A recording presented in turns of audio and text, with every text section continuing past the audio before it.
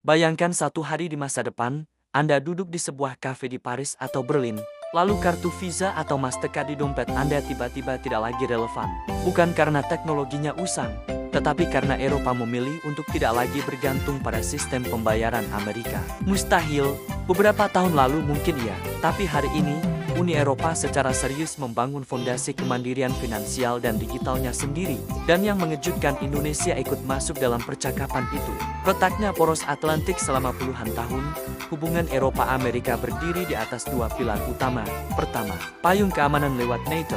Kedua, integrasi ekonomi dan dominasi dolar dalam sistem global. Namun, dinamika politik dalam negeri Amerika, terutama era kepemimpinan Donald Trump, memunculkan retakan serius. Retorika America First, kritik terhadap kontribusi pertahanan Eropa, hingga kebijakan tarif impor, memicu kekhawatiran mendalam di Brussels, Berlin, dan Paris. Bagi Eropa, persoalannya bukan lagi sekadar perasaan tersinggung. Ini tentang risiko strategis.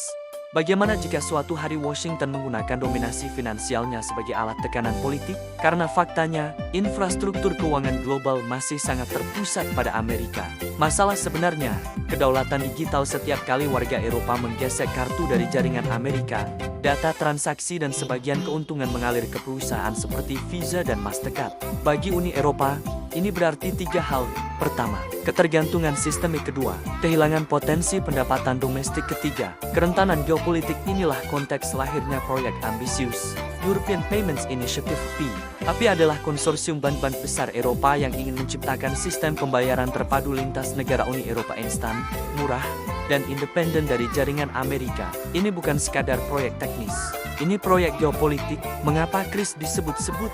Di tengah pencarian model pembayaran mandiri, banyak pengamat melihat contoh sukses Indonesia lewat kris Quick Response Code Indonesian Standard. Kris berhasil menyatukan berbagai bank dan dompet digital, memotong ketergantungan switching asing, menekan biaya merchant, mendukung UMKM secara masif. Bagi Eropa, pesan dari Indonesia sederhana namun kuat. Negara berkembang saja bisa membangun sistem pembayaran nasional yang efisien dan terintegrasi. Mengapa Uni Eropa tidak? Apakah EPI benar-benar menyontek kris? Tidak secara literal. Namun konsep interoperabilitas nasional dan kemandirian infrastruktur menjadi inspirasi penting dalam diskursus global. Dan disinilah posisi Indonesia mulai diperhitungkan. Serangan regulasi ke Silicon Valley, langkah Eropa tidak berhenti di pembayaran. Uni Eropa kini menjadi regulator paling agresif terhadap raksasa teknologi Amerika seperti Google, Meta, Apple melalui aturan seperti Digital Markets Act dan Digital Services Act. Eropa berusaha membatasi monopoli, mengontrol penggunaan data, mengurangi dominasi platform Amerika. Pesannya jelas, jika ingin beroperasi di pasar Eropa, patuhi aturan Eropa. Ini adalah bentuk kedaulatan regulasi. Faktor Cina, dunia menuju multipolar saat Amerika cenderung proteksionis. Xi Jinping menawarkan visi dunia multipolar, dunia yang tidak lagi didominasi satu kekuatan tunggal. Bagi Eropa, ini membuka opsi strategis. Diversifikasi mitra dagang, mengurangi ketergantungan pada dolar, memperluas kerjasama teknologi dan industri. Namun perlu dicatat, Eropa tidak ingin mengganti ketergantungan Amerika dengan ketergantungan Cina. Mereka ingin otonomi strategis. Inilah yang sering disebut sebagai strategic autonomy. Apakah Amerika benar-benar terancam? Secara realistis, dominasi dolar dan sistem keuangan Amerika tidak akan runtuh dalam waktu dekat. Mengapa? Pertama, dolar masih menjadi mata uang cadangan utama dunia. Kedua, sistem keuangan global sangat terintegrasi dengan Wall Street. Ketiga, infrastruktur Amerika sudah mengakar puluhan tahun. Namun yang sedang berubah adalah arah angin geopolitik. Jika Eropa mengurangi pembelian senjata Amerika, mengembangkan sistem pembayaran sendiri, menguatkan industri pertahanan domestik, mendiversifikasi mitra dagang, maka pengaruh Washington akan menyusut secara bertahap. Bukan bangkrut secara ekonomi, tapi terkikis secara strategis.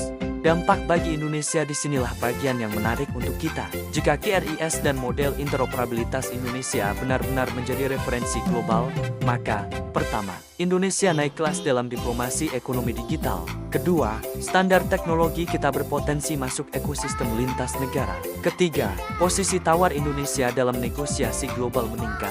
Namun kita juga harus realistis. Eropa belajar dari Indonesia bukan karena belas kasihan, tapi karena kebutuhan.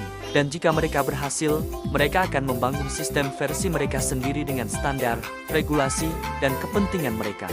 Tugas Indonesia adalah mengamankan posisi sebagai mitra, bukan sekadar inspirasi, memperluas interoperabilitas QR lintas kawasan ASEAN dan global, memastikan ekosistem domestik tetap kuat dan inovatif. Kesimpulan, pergeseran diam-diam yang signifikan dunia sedang bergerak dari sistem unipolar menuju multipolar. Eropa tidak lagi ingin menjadi junior partner Amerika. Amerika tidak lagi menjadi satu-satunya pusat gravitasi ekonomi global.